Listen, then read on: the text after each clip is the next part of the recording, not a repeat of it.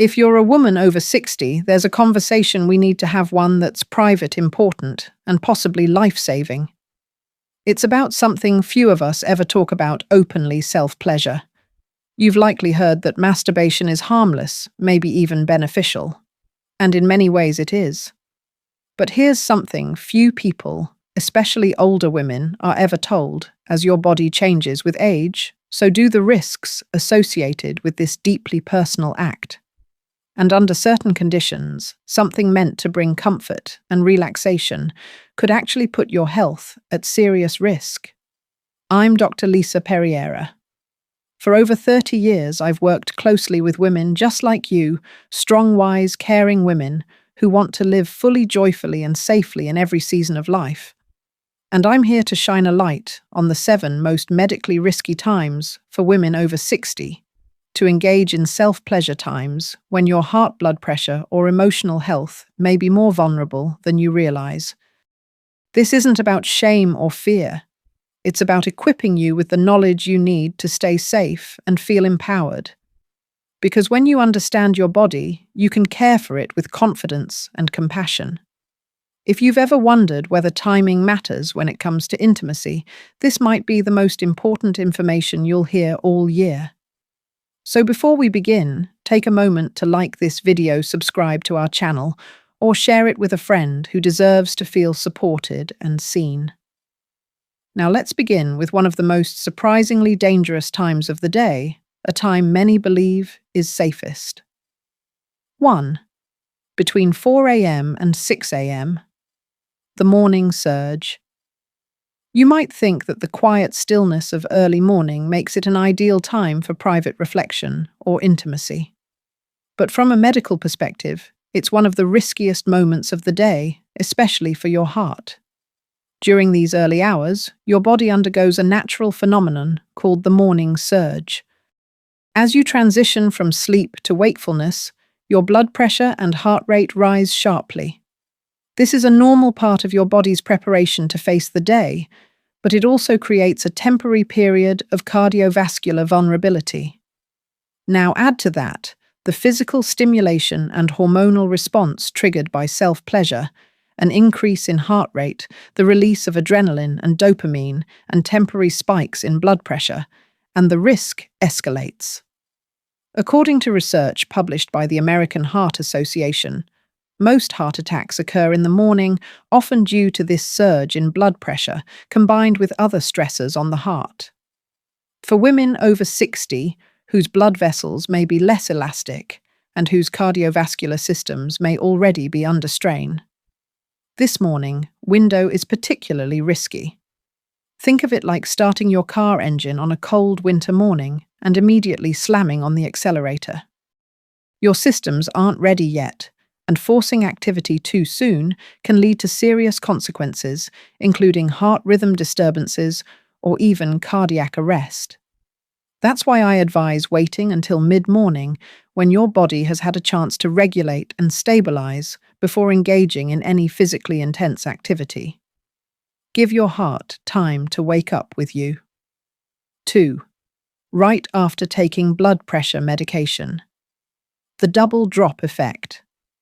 If you take medications for high blood pressure, as many older adults do, there's something important you need to know. Most antihypertensive medications peak in effect within 1 to 2 hours after ingestion. During that window, your blood pressure may drop lower than usual, which is precisely what the medication is designed to do.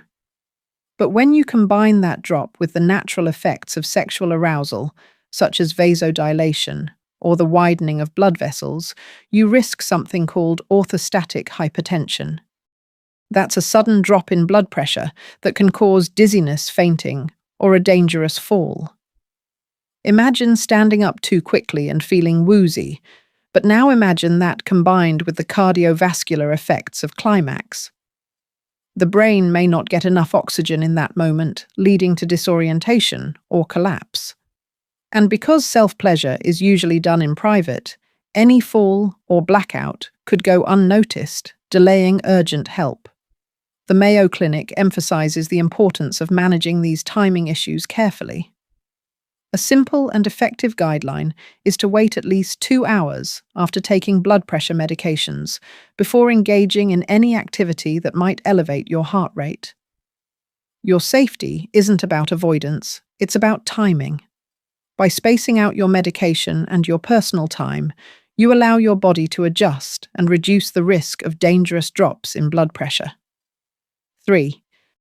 Immediately after a hot shower or bath. The temperature shock trap. There's something deeply soothing about a hot bath or steamy shower, especially for sore muscles and tired minds.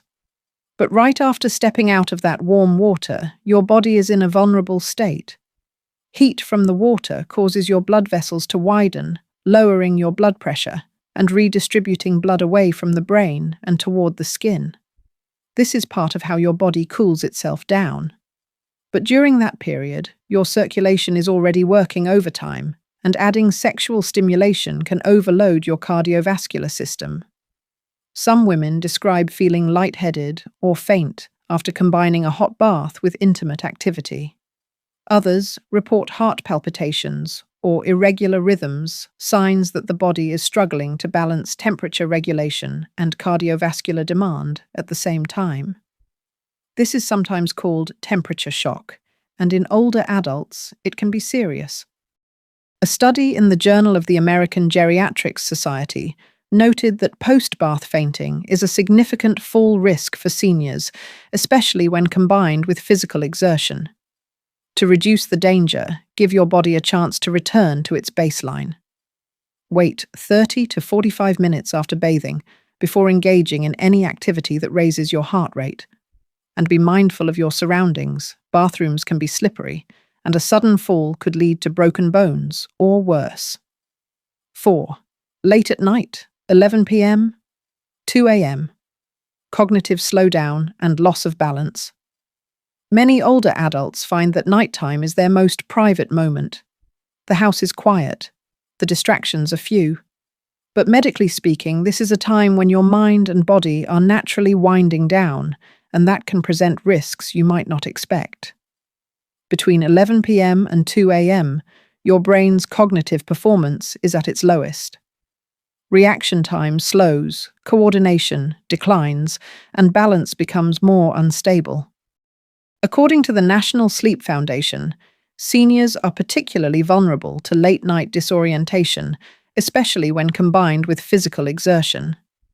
After climax, your blood pressure dips and relaxation hormones flood your system. That's normal. But in the context of late-night mental fog and low lighting, it increases the risk of falls, particularly when walking to the bathroom or repositioning in bed. What's more, emotional sensitivity tends to heighten during these hours. Feelings of loneliness or sadness may become more pronounced, making self-pleasure more about coping than connection. That's not inherently harmful, but it's worth paying attention to the emotional context of your choices. Instead, try to engage in intimacy earlier in the evening when your mind is clearer, your balance is steadier, and your emotional state is more stable. 5. When dehydrated, especially before breakfast. The hidden risk of collapse. Your body relies on proper hydration to function safely, especially when it comes to circulation and brain health. But here's the truth. Most adults over 60 wake up mildly dehydrated. After 7 or 8 hours without fluid, your blood becomes thicker, your circulation slows, and your blood pressure may dip. If you then add the cardiovascular demands of masturbation, such as increased heart rate, dilated blood vessels, and a surge of hormones, the result can be a dangerous drop in blood pressure known as orthostatic hypertension. This condition, which causes dizziness or fainting upon standing or changing positions, is especially common in older adults. According to the National Institute on Aging, it's one of the leading causes of falls among seniors. Picture this: you begin your morning feeling fine, decide to engage in a private moment before breakfast, and then suddenly feel weak, dizzy, or disoriented. In that vulnerable state alone, possibly standing or walking, you risk falling, hitting your head, or losing consciousness without anyone nearby to assist. The solution is simple yet powerful. Drink a full glass of water first thing in the morning, ideally 15 to 30 minutes before any physical activity. This helps thin your blood, improves circulation, and ensures your brain receives the oxygen it needs to keep you steady and alert. Something as small as keeping a water bottle at your bedside can offer you an extra layer of protection, one that could quietly save your life. 6. After long periods of sitting or lying down, circulatory risks and blood pooling. Whether you're reading, watching TV, or napping, long periods of stillness cause blood to settle in the lower half of your body. This is especially true for older adults whose circulation isn't as responsive as it once was. Now imagine moving directly from a long period of inactivity into an act that demands increased heart rate, oxygen, and muscle coordination. Your cardiovascular system might not be ready for the sudden shift. The result? A drop in blood pressure, dizziness, or an unstable feeling. Some women describe it as a head rush or lightheadedness, but it can be a warning sign of circulatory strain.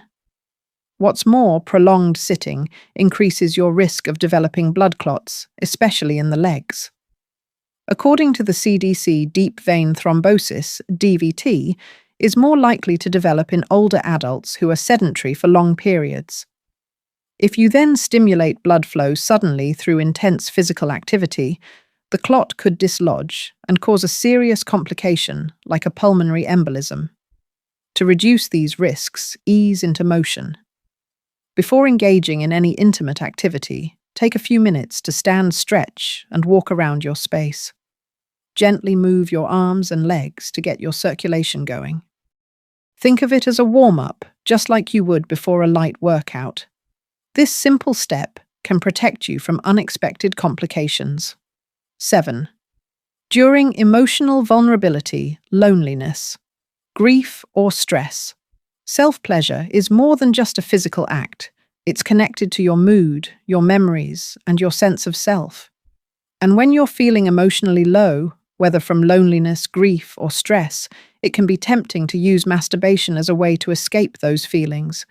There's nothing wrong with seeking comfort.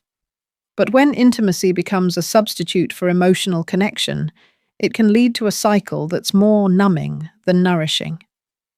You might feel relief for a few moments, but then come away feeling even more alone, more disconnected, or more fatigued. This pattern isn't uncommon.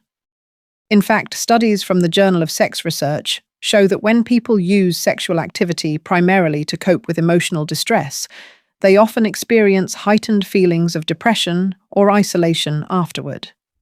That's because the temporary chemical release dopamine, oxytocin, can't fully address deeper emotional needs like companionship, conversation, or belonging. So what can you do? Start by checking in with yourself. Ask, am I doing this out of comfort and joy, or am I trying to avoid something deeper? If the answer feels heavy, consider reaching out. Talk to a trusted friend, counselor, or join a support group. You are not alone in these feelings, and there's strength in acknowledging them. Your emotional health is just as important as your physical health. When both are respected, self-pleasure becomes a form of care, not escape. Now that we've looked at the 7 riskiest times to masturbate after 60, it's time to shift the focus. Because intimacy is not something to avoid, it's something to approach with wisdom. Growing older doesn't mean giving up on private joy or bodily connection. It just means becoming more mindful about how and when you engage. Here are a few simple changes you can make to support your well-being. Choose the right time of day. Mid-morning to early afternoon between 10 a.m. and 2 p.m. is generally when seniors have their most stable energy and blood pressure levels. Hydrate first.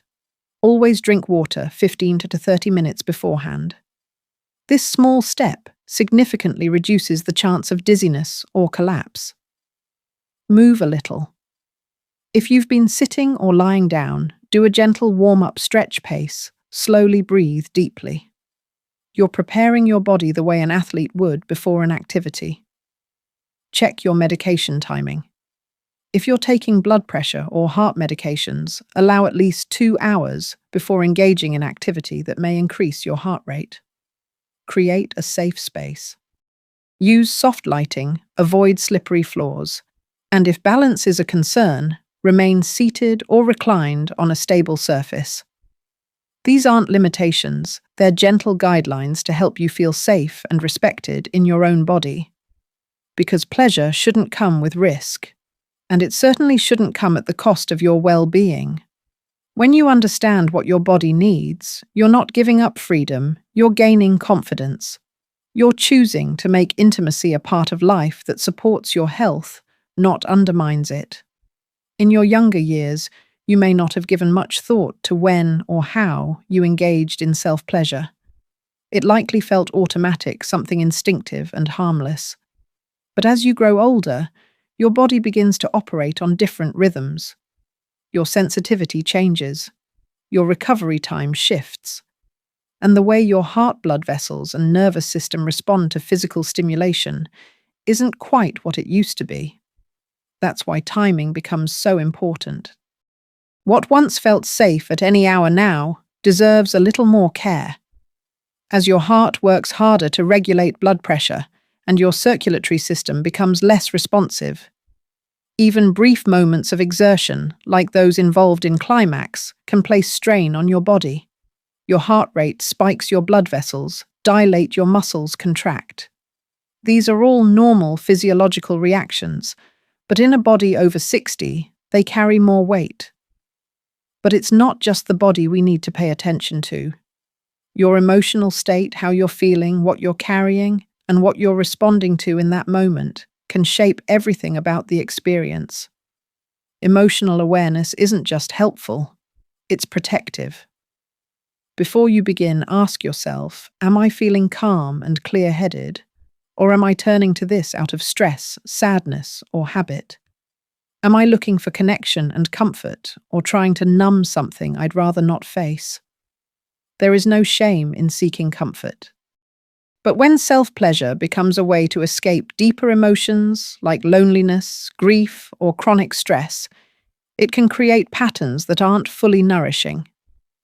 Many women describe a momentary lift, followed by a quiet sense of emptiness, especially when intimacy is used to soothe emotional wounds that need something more like conversation, touch, or companionship. Studies show that when sexual activity is used primarily as a way to cope with distress, it can actually deepen feelings of isolation over time. That's not because the act itself is wrong, but because the deeper emotional needs aren't being fully met. If this sounds familiar, you're not alone, and you're not broken. You might simply be in need of support, a phone call, a kind voice, a safe space to talk about what you're feeling. While emotional awareness is critical, so is your physical environment. Many injuries among older adults happen not because of what they're doing, but because of how they're doing it and where. Rooms that are too dark, surfaces that are unstable, slippery floors, rushed movements. After climax, when your blood pressure dips and your mind softens into rest, your balance and coordination are temporarily compromised. That's why creating a safe, supportive environment matters. Use soft but sufficient lighting, especially at night. Make sure your floors are dry, your rugs secure. If you're unsteady on your feet, consider remaining seated or reclined. Keep your phone nearby, especially if you live alone, not out of fear, but out of wisdom. Think of these changes not as limitations, but as loving adjustments. Little things that help you protect your well-being while still enjoying the beauty of your body. Too often, our culture makes it seem like intimacy has an expiration date. But the truth is, it doesn't. Intimacy evolves. It deepens. It becomes more about connection both with yourself and with life itself. And for many women over 60, self-pleasure is a quiet, affirming way to stay in touch with their emotions, their bodies, and their sense of identity. Sexuality is not about youth. It's about humanity, about the right to feel, to express, to connect, even in solitude. Research confirms this too. Women who continue to engage in healthy sexual expression later in life often report better mental health, lower stress levels, and greater life satisfaction. It's not about performance, it's about presence. By understanding how your body is changing, you can meet those changes with grace, not frustration. You can replace fear with awareness, secrecy with mindfulness, and old assumptions with new information. You are not aging out of intimacy. You are growing into a wiser relationship with it. From a medical standpoint, the more you support your circulation, your hydration, and your nervous system, the more safely you can enjoy intimate experiences. Staying hydrated before any physical activity helps your blood flow more efficiently and prevents dizziness. Gentle movement like stretching or slow walking beforehand warms up your muscles and gets your blood flowing. Avoiding alcohol or sedatives before intimacy keeps your mind sharp and your balance intact. And giving your medications time to work through your system, especially if they affect your blood pressure or heart rate, can dramatically reduce your risk of a dangerous drop in blood pressure. But the most important message is this: listen to your body. Really listen. If you feel off, slow down. If your heart races in a way that feels different, pause. If your breathing feels shallow, or your headlight don't push through. These aren't interruptions. They're invitations to treat yourself with care. You deserve to feel safe. You deserve to feel pleasure.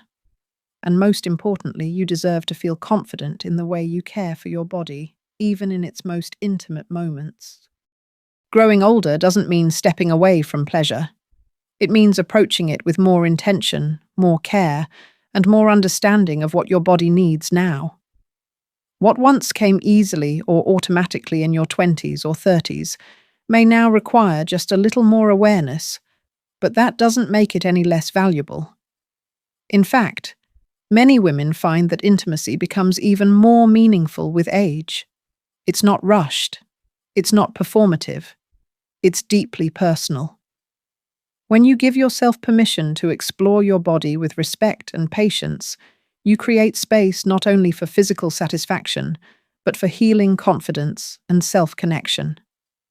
That kind of intimacy grounded in safety and self-awareness isn't just safe, it's nourishing.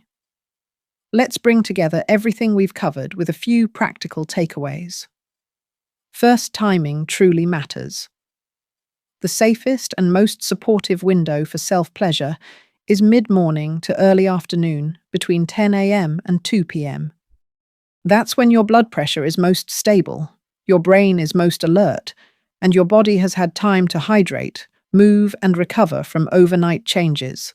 Avoid engaging during times when your circulation is compromised, like just after waking, right after medication, or late at night, when your mental sharpness is lowest.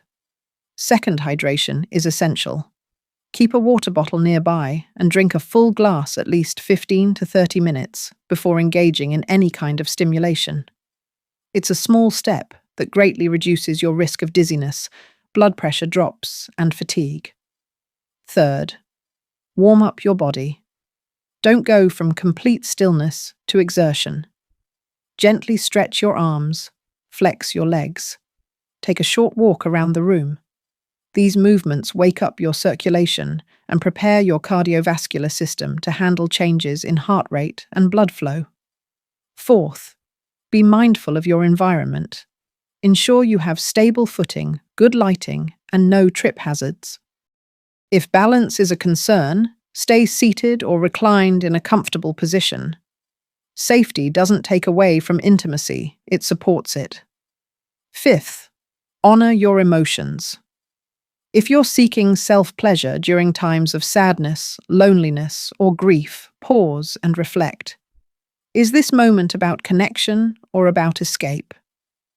There's no shame in either. But if you find yourself returning to this space out of emotional distress, it might be a gentle nudge from your heart to seek support, conversation, or comfort in other forms too. You don't have to carry everything alone. Above all, treat your needs with tenderness. You are not too old to feel. You are not past the point of desire. You are still here, still whole, still worthy of joy. Your body may have changed, but your capacity for intimacy has not disappeared. It has simply matured. Sometimes we're taught to believe that intimacy in older age is something to hide or ignore. But I believe the opposite. I believe it's something to be honored, to be understood, to be embraced with wisdom. When you know how to listen to your body's cues, when to rest, when to move, when to hydrate, when to wait, you gain more control, not less. You create space for pleasure that is safe, affirming, and aligned with the woman you are today. So the next time you find yourself reaching for that quiet moment of closeness with yourself, ask, is now the right time? Have I had enough water? Have I moved? Am I emotionally at peace? Am I creating an environment where I feel secure? These questions are acts of self-care. They don't get in the way of pleasure, they make it possible. And if there's one message I hope you take from all of this, it's this: intimacy. After 60 is not something to fear or feel embarrassed by. It's something to approach with the same care and dignity that you offer to every other part of your wellness. You're not doing this wrong. You're simply learning how to do it safely for the body and life you have now. This chapter of life isn't about limitation, it's about recalibration. It's about choosing awareness over accident prevention, over pain and empowerment, over silence. So go gently. Be kind to yourself. Know that you are not alone, and that there is wisdom in your desire to care for your body even in its quietest moments. And if this message resonated with you, I invite you to reflect. What have you learned about your body? What do you want to carry forward from this? And who in your life might need to hear this message too? Let's keep the conversation going. Not out of shame, but out of strength. Together, we can create a space where aging and intimacy aren't treated like opposites, but like partners in the same journey. I'm Dr. Lisa Perriera, and I'm honored to walk alongside you on this path. Be well, be safe, and never stop listening to what your body has to say.